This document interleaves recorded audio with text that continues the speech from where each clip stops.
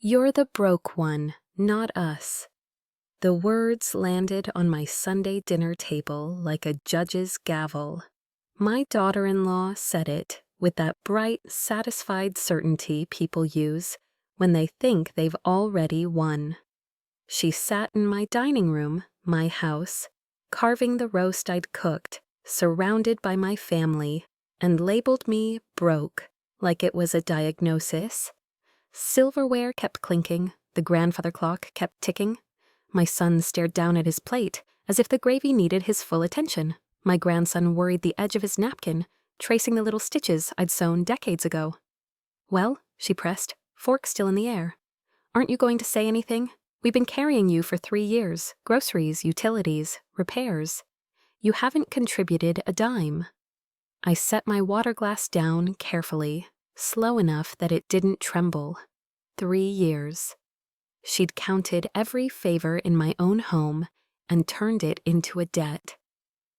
"I think there's been some confusion," I said. She laughed sharp and clean. "Confusion? Look around. The roof leaks. The heater barely works. If we weren't here, you'd be in a state-run nursing home." I didn't raise my voice. I didn't defend myself. I just felt the room tilt. Quiet, dangerous, and I chose my next move then. I reached for my purse, but I was getting ahead of myself. That Sunday dinner didn't begin at the table. It began 3 years earlier, when Sandra knocked on my front door with 2 suitcases and tear-stained cheeks, my son hovering behind her with that worried husband look that always made me soften. "Mom, I need somewhere to stay," she'd said, "just for a few weeks while we figure things out." The apartment lease fell through. I opened my door without question. Family helped family. That was how I'd been raised, and it was how I'd raised my children. Sandra moved into the guest room upstairs with a grateful smile and promises it would be temporary. Temporary stretched into months. A few weeks became a season, then 2, and somehow we were buying a Christmas tree together, while Sandra rearranged my kitchen cabinets to make room for her organic everything and specialty teas. "It's so much more practical this way," she'd say when I mentioned the cramped quarters. "We can share expenses, help each other out. You're not getting any younger, Mom, not getting any younger." That phrase became her favorite weapon, deployed whenever I questioned the new normal taking over my home, and then the mail stopped coming. It took me weeks to notice. My routine had been the same for decades. Coffee first, then a walk to the mailbox. So when the box stayed empty, I blamed the holidays, the weather, my own distraction. But bills that used to arrive like clockwork simply didn't appear. I started catching myself standing at the curb a second too long, staring into that hollow space as if an envelope might materialize out of guilt. "Oh, I changed the address at the bank," Sandra explained when I finally asked. "And the insurance company, the investment firm, all of it. You were missing important deadlines, Mom. I found 3 overdue notices stuffed in that junk drawer of yours." I didn't remember putting anything in any junk drawer, but Sandra had the notices to prove it. Crumpled papers with red stamps that said, "Final notice and immediate action required." The kind of paperwork that made your chest tighten and your hands go cold. "I don't understand how this happened," I said, smoothing out a notice from the bank about a missed mortgage payment. "It's okay." Sandra's voice carried that patient tone people used with children and confused elderly people. "These things happen when you're managing everything alone. That's why you need help. Help." Such an innocent word for what came next. Sandra started bringing me papers to sign. Official-looking documents with letterheads from banks, insurance companies, and investment firms. She set them on the kitchen table beside my morning coffee, already marked with little yellow sticky notes.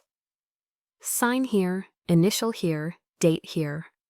One of them actually said "durable power of attorney" in bold at the top, but Sandra kept her finger over that line as she talked. Another was titled change of mailing address/contact authorization. There were pages asking for account numbers, social security digits, a copy of my driver's license.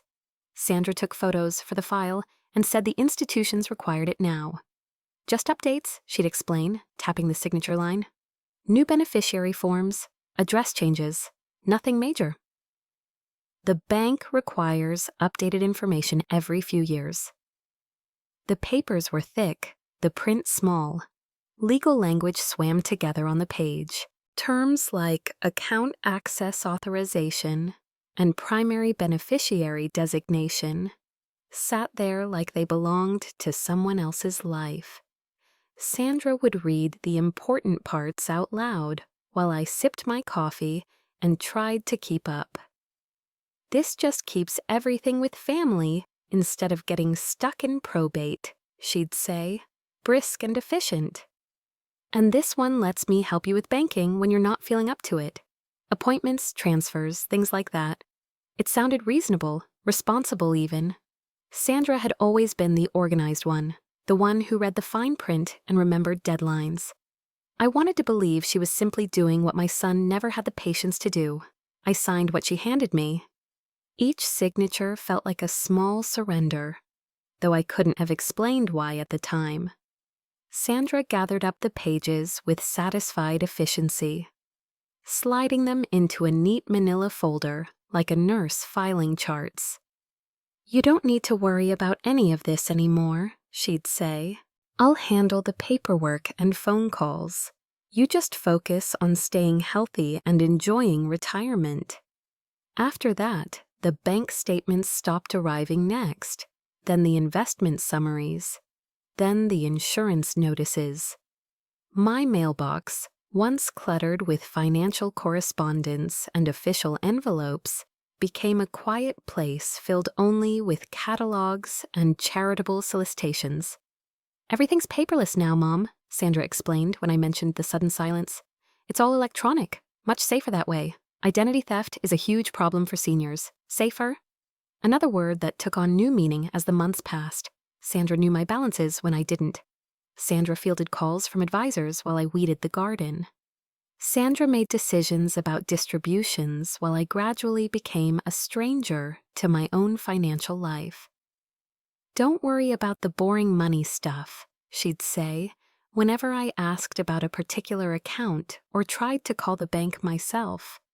Everything's fine. I'm handling it. You raised us to be responsible, remember? Now let me return the favor. But there were moments when the fog lifted and I caught glimpses of something that didn't feel quite right. Like the afternoon I answered the phone and heard a man's voice asking for Sandra. Mrs. Patterson, this is Tom Chen from Fidelity Investments. Is Sandra available to discuss the recent withdrawal request? I think you have the wrong number, I said. This is Margaret Patterson's residence. A pause, papers shuffling in the background. I'm sorry, ma'am. I show Sandra Patterson as the primary contact for Margaret Patterson's accounts. Is this not the correct number for account management inquiries? I hung up without answering. When Sandra came home that evening, I mentioned the call. Oh, that. She waved her hand dismissively. I had to update the contact information when you were having trouble hearing the phone. Remember how you kept missing those important calls? This way, I can take messages and relay anything important. She said it was safer this way. The conversation that changed everything happened on a Tuesday morning in October. I'd been living in my quiet new normal for almost 3 years when Sandra walked into the kitchen with a manila folder and the expression of someone about to deliver bad news. Mom, we need to talk, she said, setting the folder on the table beside my coffee. I've been going through your finances, and we have a serious problem. She opened the folder and spread out papers like a doctor delivering a diagnosis. Bank statements, repair estimates, utility bills. Everything marked in her neat handwriting. Color-coded sticky notes bristling from the edges like warning flags. The house needs major work. The roof leaked all last winter, remember? The heating system is on its last legs. The foundation is settling in the back corner. I've gotten quotes, and we're looking at $40,000 minimum. $40,000. The number sat between us like a stone. That's impossible, I said, reaching for the papers. I've always maintained this house. My late husband was meticulous about repairs. Sandra's expression softened into that patient look again. Mom, that was 20 years ago. Houses age, things break down. And the problem is, you don't have $40,000 anymore. She pulled out a statement and tapped the balance with the tip of her pen. Look at your checking account. $312. That's it? Your savings are gone. The money market account is empty. Even the emergency fund you used to talk about. I stared at the numbers, but they felt wrong, foreign.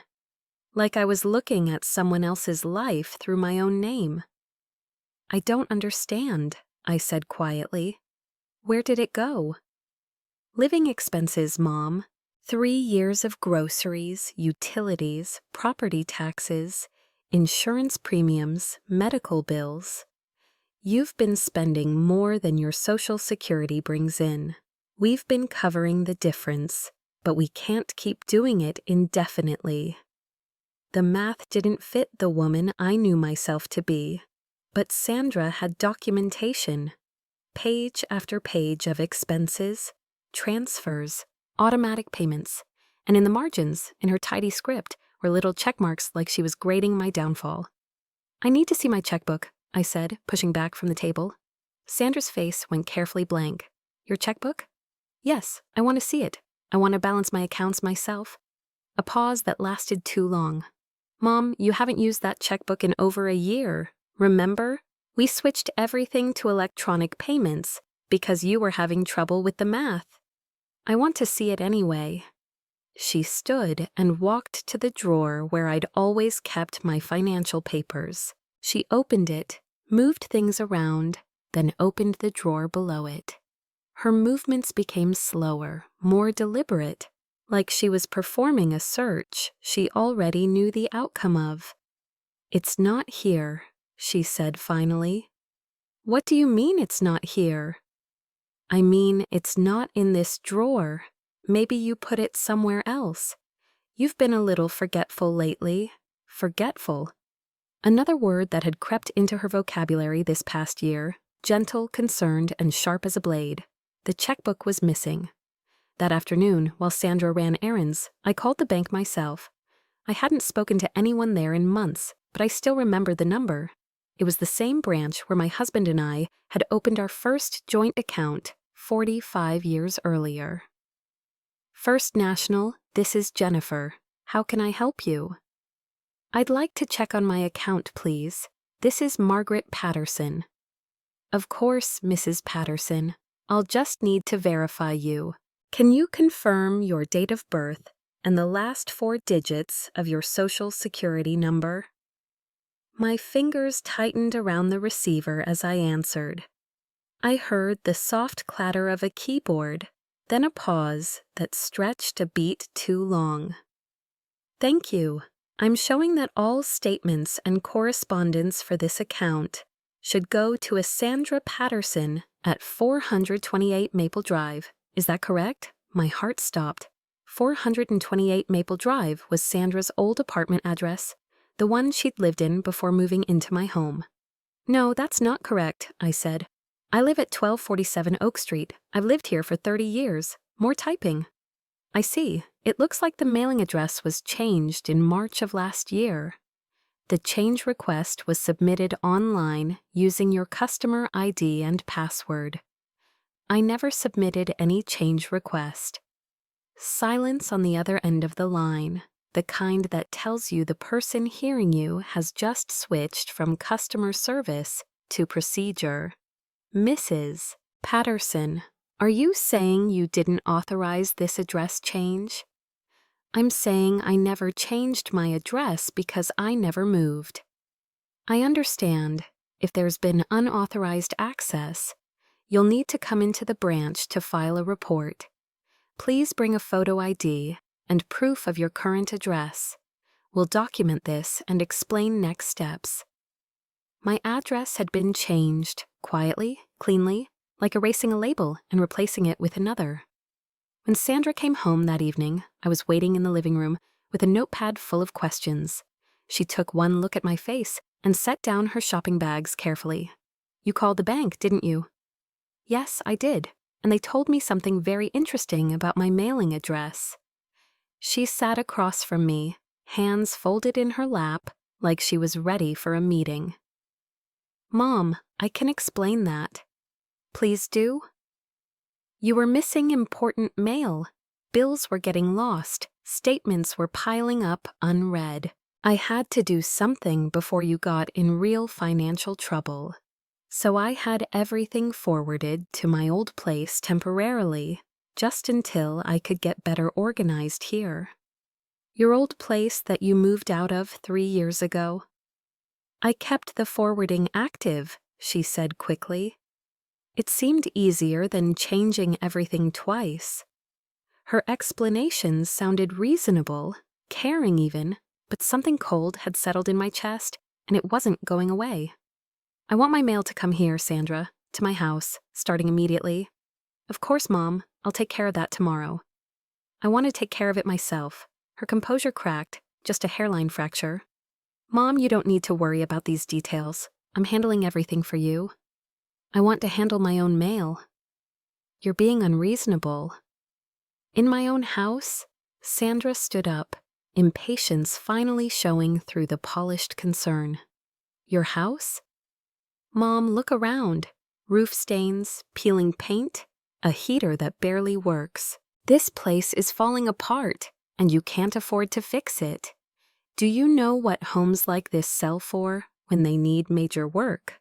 Nothing. You'd be lucky to break even after paying off what's owed." "What's owed?"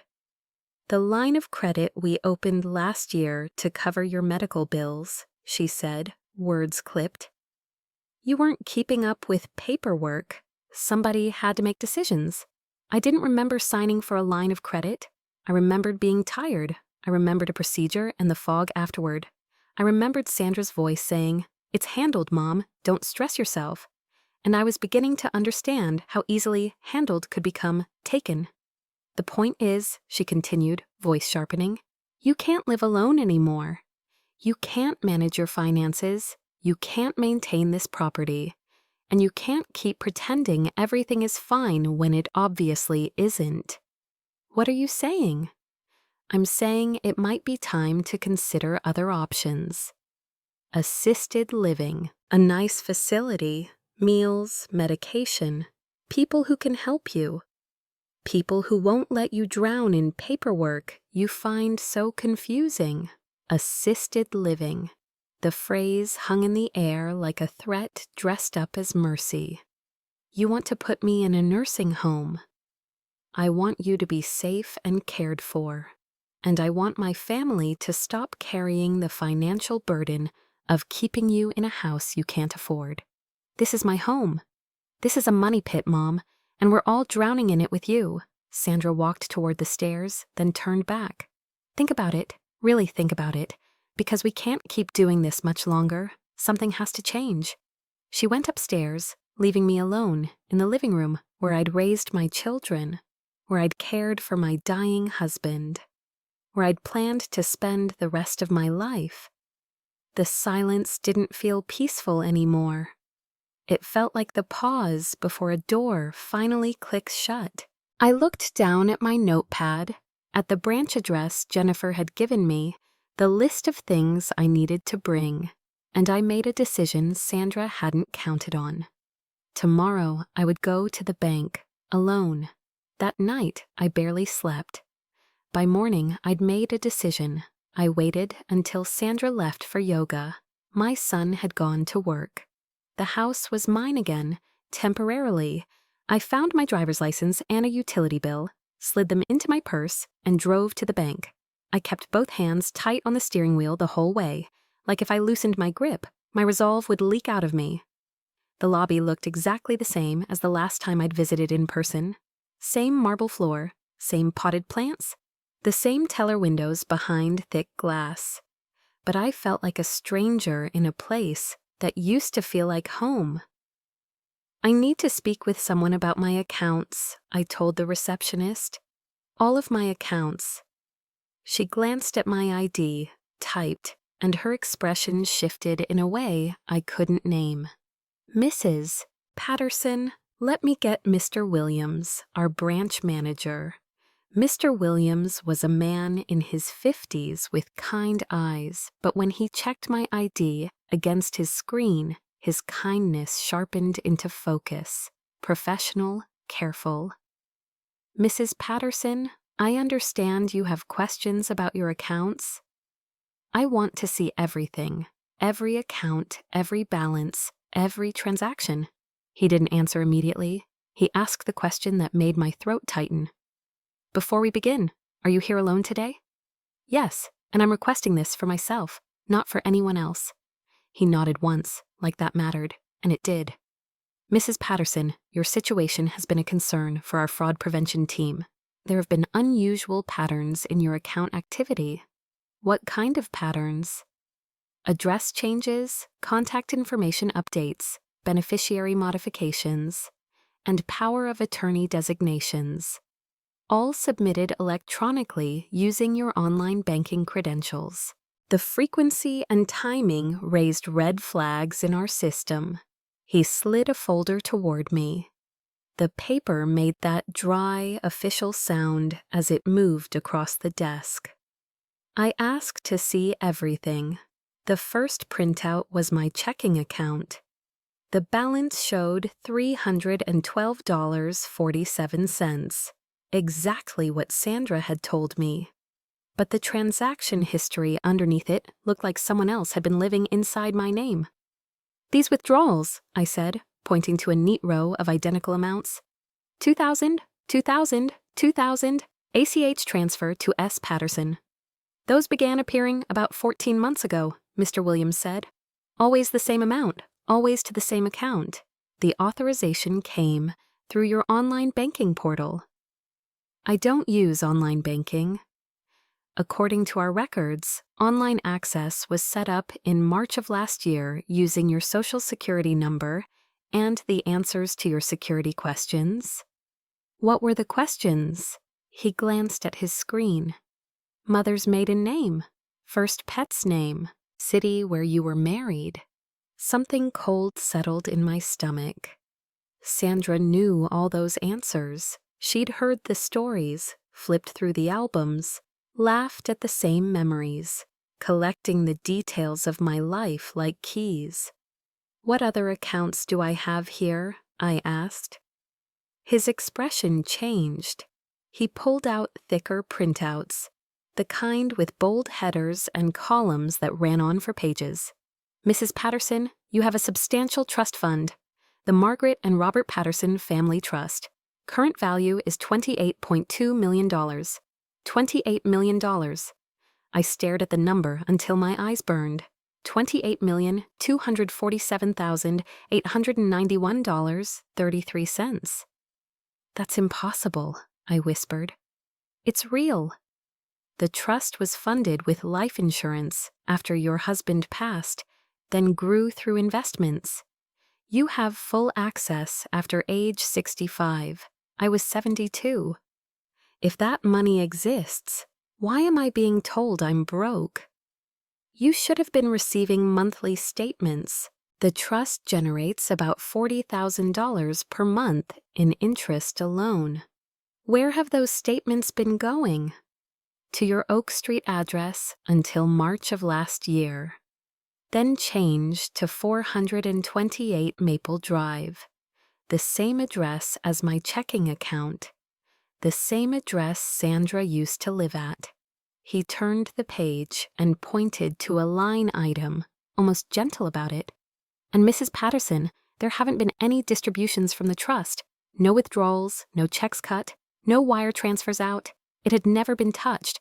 For a second, I couldn't breathe. Not because of the money, because of the lie, the size of it, the ease with which she'd used it to shrink me.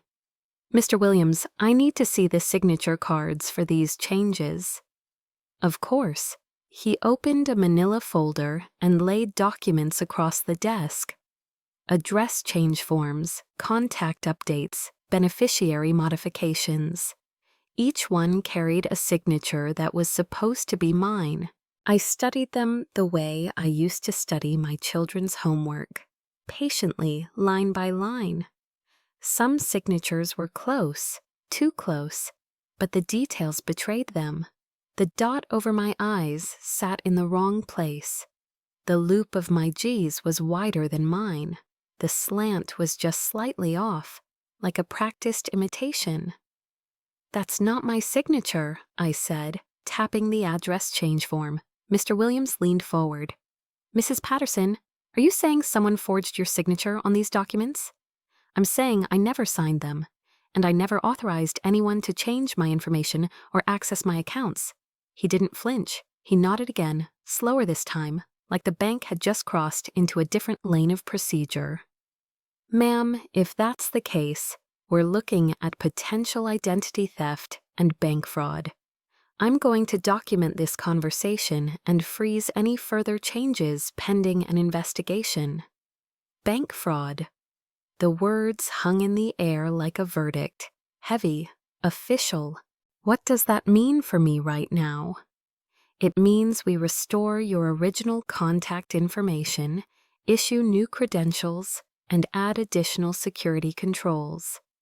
It also means we're required to report and document what we're seeing. He reached for his phone. "Mrs. Patterson, I'm going to call our fraud prevention specialist. We need to capture the details while they're fresh." As he dialed, I sat back and tried to understand the shape of my own life. $28 million, sitting there untouched. And Sandra had still looked me in the eye and called me broke. "Mrs. Patterson," he said after the call, "Sarah Martinez from our fraud team is coming down. While we wait, does anyone else have access to your personal information? Social security number, date of birth, security answers?" I thought about 3 years of Sandra living in my house, sorting my papers, handling my taxes, sitting beside me while I filled out forms at doctors' offices. 3 years of complete access to the small facts that add up to a person. "Yes," I said quietly. "Someone has access to everything." "And would that person have had the opportunity to access your mail or personal documents?" "Yes." He made a note without looking up. "Mrs. Patterson, you're not alone. Elder financial abuse is more common than most people think, and it often involves family or trusted caregivers. There was a name for what had been done to me, and names, I was learning, were the first step toward taking things back." "What happens next?" I asked. "Next, we make sure this can't happen again." I looked down at the papers on his desk, my name, my life, my signature. That wasn't my handwriting. Sarah Martinez from Fraud Prevention spread my documents across Mr. Williams' desk like evidence at a crime scene. She squared the corners, lined up the pages, and slid a yellow tab onto each one, as if my life could be organized back into place. "Mrs. Patterson, this is textbook elder financial abuse," she said, studying the signature cards. "Isolation from financial institutions, redirected correspondence, unauthorized access, and documents that don't match your hand." "Is that what this is?" I asked. "A crime." Sarah didn't hesitate. "If you didn't authorize the access or the changes, then yes. Identity theft and bank fraud. And because you're an elder and the amounts are significant, it's taken very seriously. Felony, federal, words like that didn't belong in my life. Not in a story that started with roast beef and family dinner." "What happens now?" I asked. "Now we document everything and secure your accounts," Sarah said. "And I recommend you speak with an elder law attorney immediately. There are timeframes for reporting and preserving evidence. You did the right thing by coming in today." Mr. Williams slid a business card toward me, his handwriting neat and steady. "Mrs. Patterson, I'm giving you the contact information for an elder law specialist we've worked with on cases like this. Someone who understands both the bank side and the legal side. I tucked the card into my purse like it was something fragile. In the meantime, Sarah continued, we're implementing immediate security measures. In-person verification on any changes, restoration of your mailing address, and a freeze on new authorization until you confirm them here, face-to-face. She tapped a box on the form with her pen. Mr. Williams clicked his stapler once, then twice, binding the first packet like an official promise. New passwords, new address. What about the money that's already been taken? I asked. Sarah flipped to a page with a highlighted column. The transfers we can see right now, about $43,000 over 14 months, are documented. They appear as repeated ACH transfers to an account in Sandra Patterson's name. Recovery may come through bank claims, civil action, or restitution, depending on how the investigation proceeds. $43,000. $2,000 at a time, month after month. Quiet enough to hide inside help. Sarah's voice softened, but it didn't turn sentimental. Mrs. Patterson, I know this is a lot, but I want you to understand, you're not confused. You're someone who noticed something wrong and acted. That matters. This was a federal crime. Before I walked out, Sarah gave me a reference number and a single-page summary, stamped confidential. Mr. Williams had me choose a new passphrase out loud, then wrote it down only in front of me before shredding his notes. They cut my old debit card in half and issued a temporary one, the plastic still warm from the machine. Before I left the branch, they copied my ID and utility bill again, then had me sign a short statement describing what I did and didn't authorize.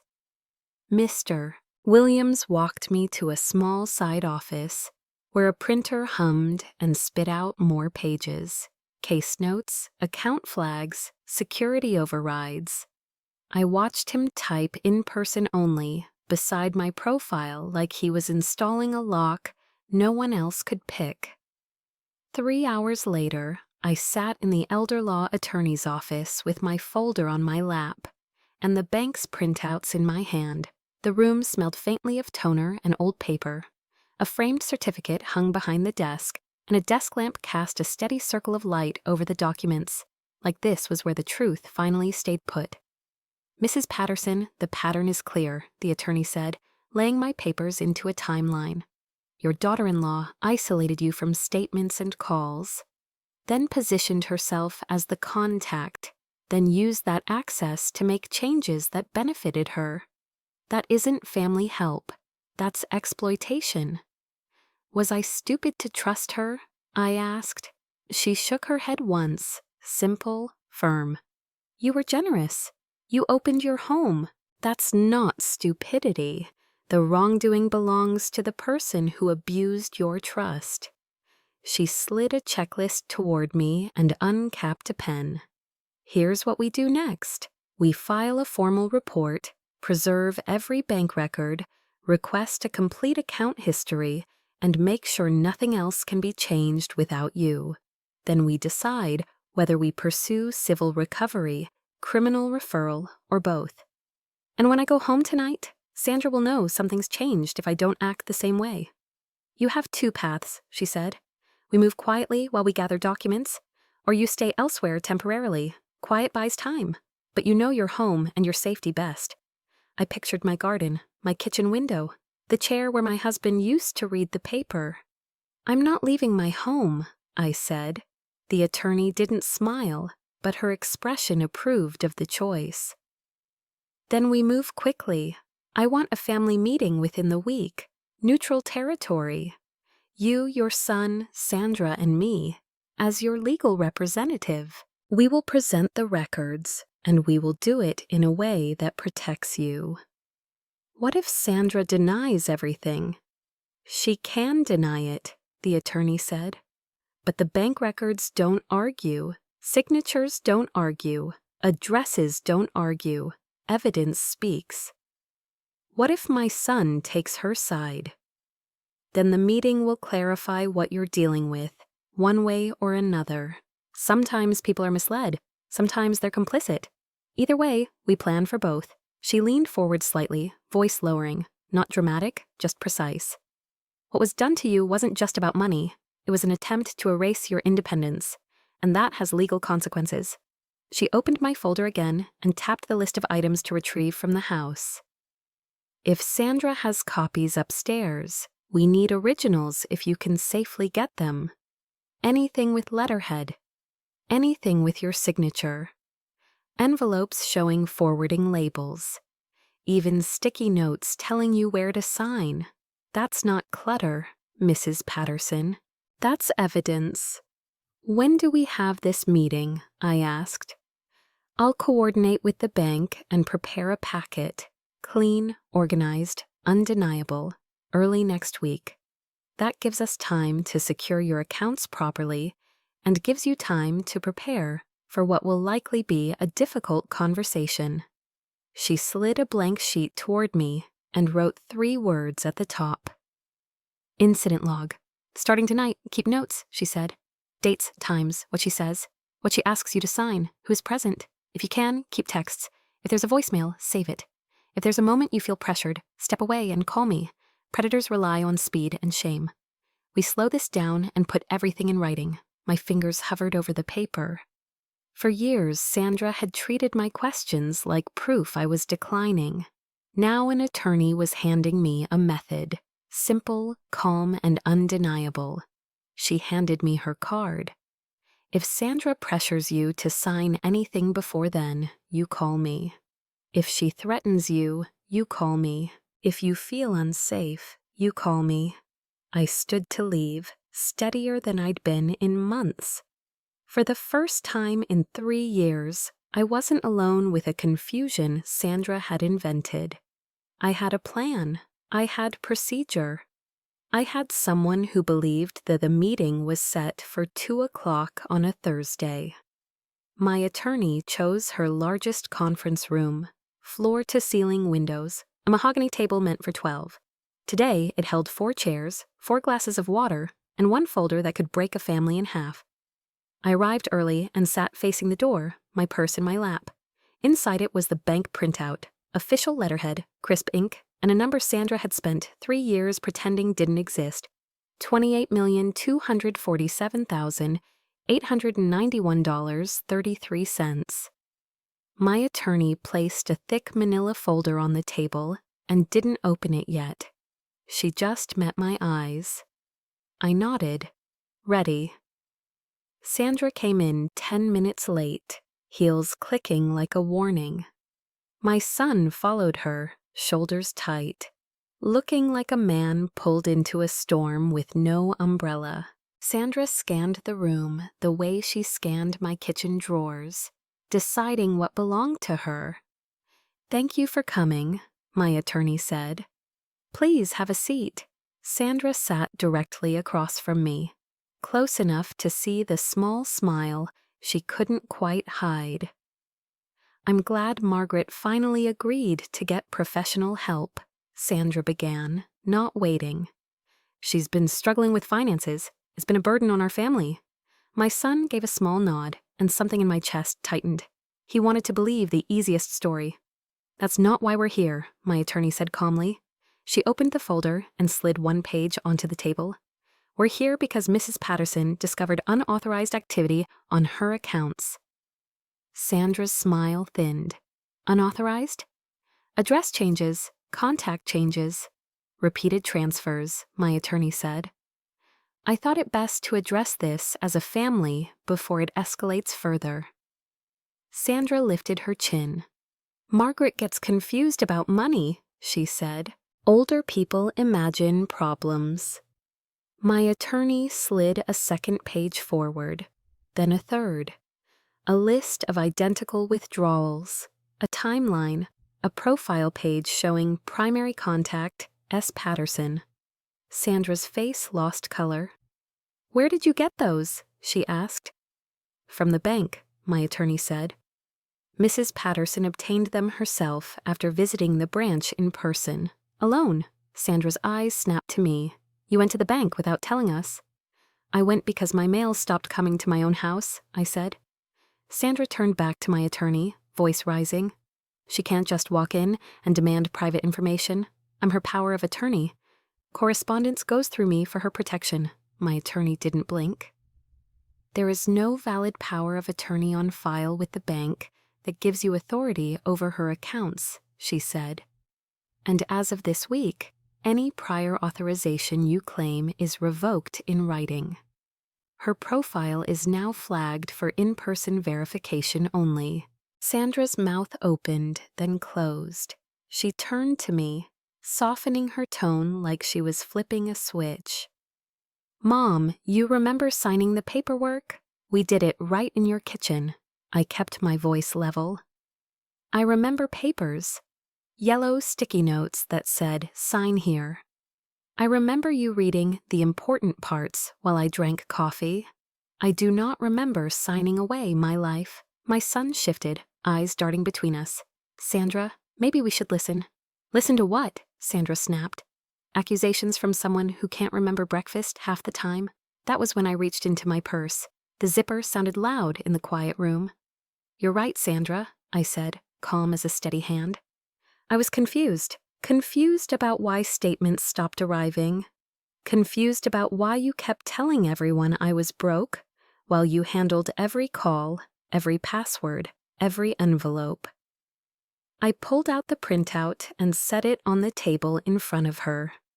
Flat, clean, official. But I'm not confused anymore. Sandra looked down. I watched her eyes travel the page, header, account name, then the number. Her expression changed in a way no acting could hide. The Margaret and Robert Patterson Family Trust.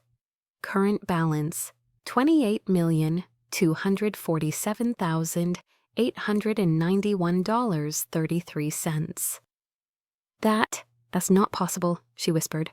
I slid the paper a fraction closer. Read it out loud, dear, I said quietly. Read the balance so everyone can hear it. Her hands started to shake. It has to be a mistake, a computer error. She doesn't have that kind of money. My son leaned in, chair squeaking. Mom, is this real? It's real, my attorney said. The trust has existed for decades. Mrs. Patterson has full access. She should have been receiving statements and distribution information. Instead, her mailing address and contact profile were changed to route correspondence away from her. My attorney slid another page forward. An address change request showing 428 Maple Drive in plain type, the same address Sandra had lived at before she moved into my home. Under it were copies of signature cards. My signature sat there 43 times, close enough to fool a screen, wrong enough to make my stomach turn. The bank's fraud team compared these to Mrs. Patterson's verified signature on record, my attorney said. They don't match. That's why they flagged the file. Sandra's head snapped up.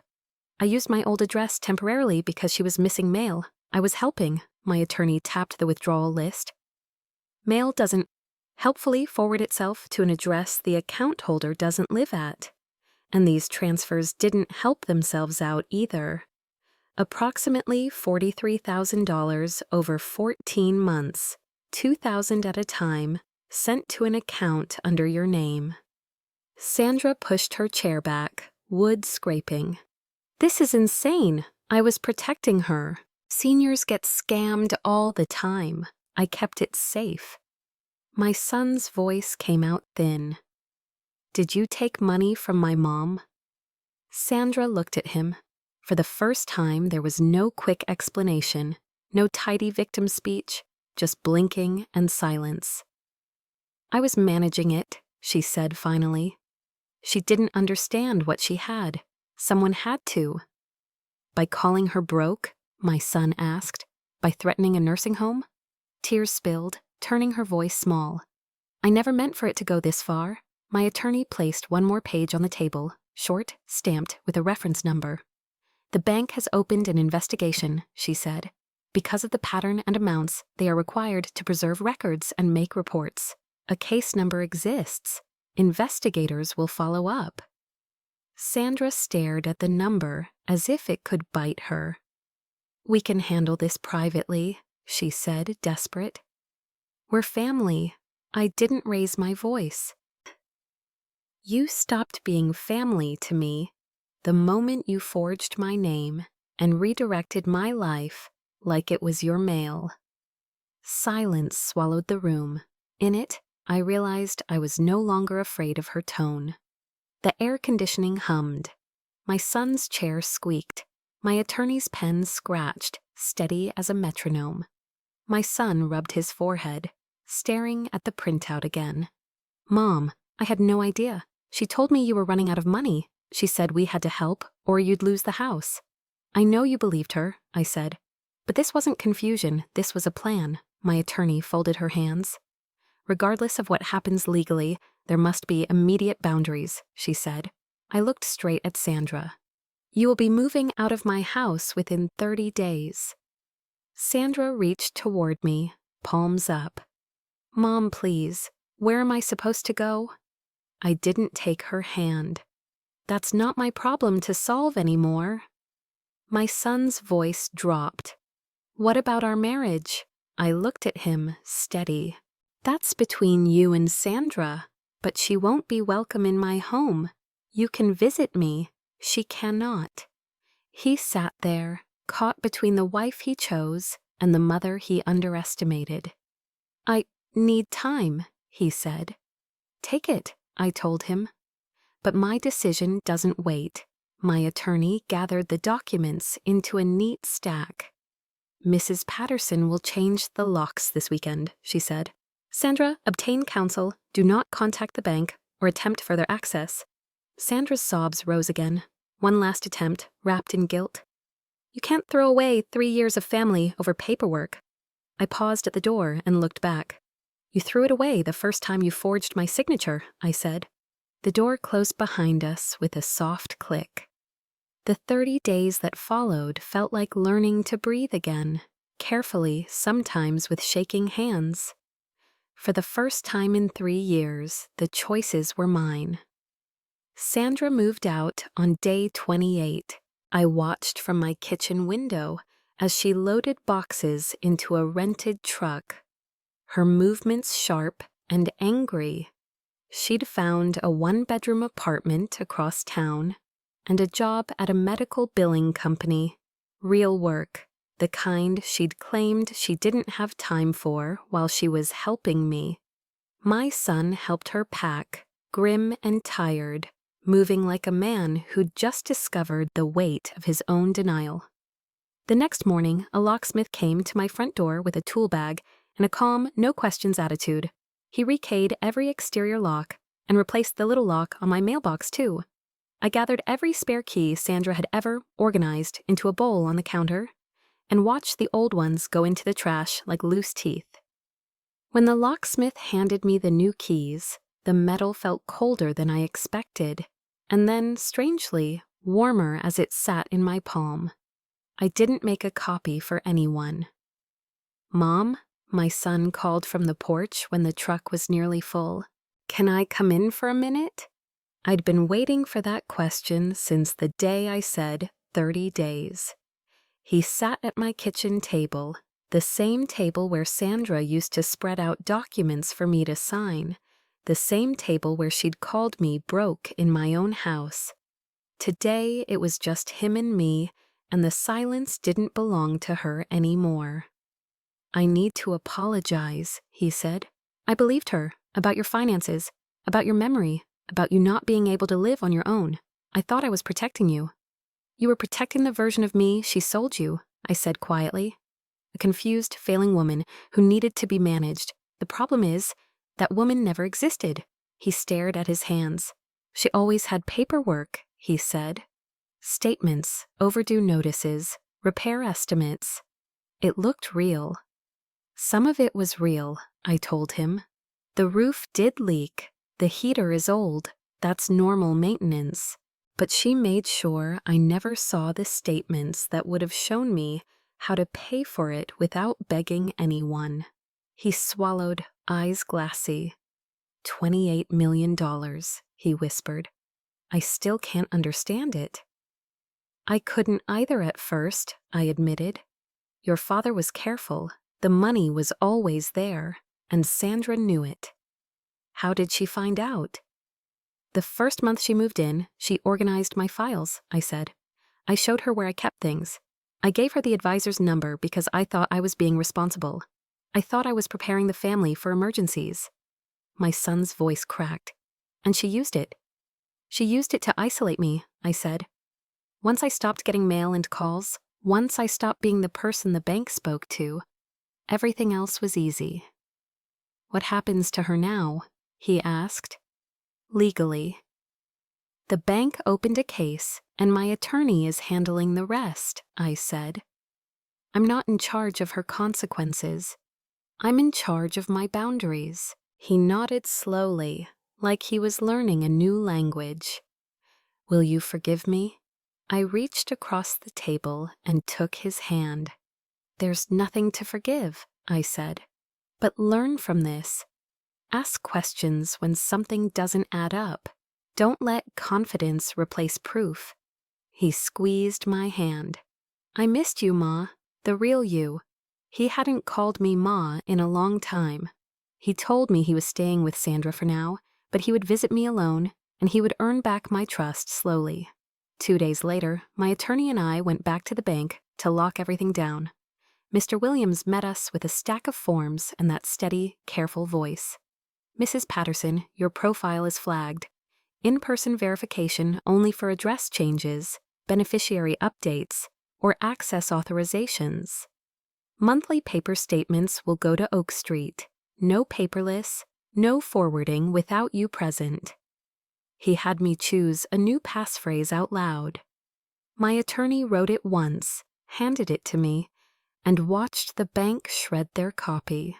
I forgot how much I missed getting my mail, I said, and my voice surprised me by catching. Mr. Williams turned another page. We've also returned the funds we can recover immediately. $43,212. It's back in your checking account. The number looked different on paper than it did as a wound. Contained, corrected. My attorney slid a folder into my hands. Safe place, she said. And you don't sign anything without calling me first. That evening, I laid my first real bank statements across my coffee table. Plain envelopes, my address, my name, numbers that didn't come from Sandra's mouth. I wrote one line in my notebook the way my attorney taught me. Date, time, what was said. I wasn't doing it out of fear anymore. I was doing it because I could. Around 7, the phone rang. Ma, my son said, would you like to have dinner tomorrow night? Just the two of us. I thought, maybe we could start over. I looked at the statements again, proof that my life hadn't vanished, only been hidden. I'd like that very much, I said. Should I pick you up? I glanced at my car keys on the counter. Actually, I think I'll drive myself, I said. I'm enjoying being independent again. He laughed, soft, relieved. See you tomorrow, Ma. After I hung up, I walked my house, checking locks, turning on porch lights, listening to the quiet. It wasn't ominous anymore. Tomorrow, the mail would come to me. 6 months later, my mornings looked like they used to, before Sandra moved in and rewrote my life with sticky notes and a patient voice. I woke up at 7. I made coffee in my own kitchen without anyone commenting on caffeine or suggesting decaf for my health. I walked to the mailbox and pulled out envelopes addressed to me, my name printed cleanly on statements and letters that belonged in my hands first. The house felt different too, quieter, yes, but not lonely, spacious in a way that had nothing to do with walls and everything to do with breathing. I repainted the guest room and turned it back into my sewing room, the way it had been for 20 years. I put my fabric bins back on the shelves. I hung my measuring tape on the same hook. Small restorations that felt like stitching myself back together. My son visited every other Sunday. Sometimes he brought takeout. Sometimes he brought groceries and helped me put them away while we talked about work, the weather, what we wanted to plant next spring. Normal conversations, no tension about money, no careful tests of my capacity, no silent negotiations over who was allowed to decide what. Sandra's name didn't come up often. When it did, we kept it practical. The bank and my attorney handled what needed handling. I didn't have to plead or prove my sanity at my own table anymore. The systems that had once been used to isolate me were now the same systems putting my name back where it belonged. I worked with a professional advisor to set simple routines, monthly distributions, bills paid on time, repairs scheduled without drama. Not because I couldn't do it, but because I deserved help that didn't come with a leash. The locks stayed changed, my passwords stayed private, and my keys stayed on my counter exactly where I could see them. One quiet evening, I sat at the kitchen table with my checkbook and my statements spread out in front of me. Real paper, real numbers, real control. I added the columns the way I'd done for decades. The numbers matched perfectly. They always had. When I turned off the porch light, I didn't feel safe because someone was watching over me. I felt safe because I was back in charge of my own life. Trust your instincts, not their words. It's been 18 months since that Sunday dinner, since Sandra called me broke, and I reached into my purse and pulled out the paper that changed everything. I'm telling you this because these situations rarely start with a crime. They start with help. Mail stops coming. Statements go paperless. Someone else becomes the contact. And little by little, you're treated like a guest in your own life. If any of that sounds familiar, if you're being told you can't afford things you used to manage, if your mail is being redirected, if you're pressured to sign updates you don't fully understand, trust the cold feeling in your chest. It's there for a reason. The bank took me seriously. My attorney took me seriously. There are systems built to protect you, but they can't act until you speak up. I still live in my home. I still hold my keys. Don't let them take your keys. If this hit close to home, share your story in the comments. Someone listening may need it.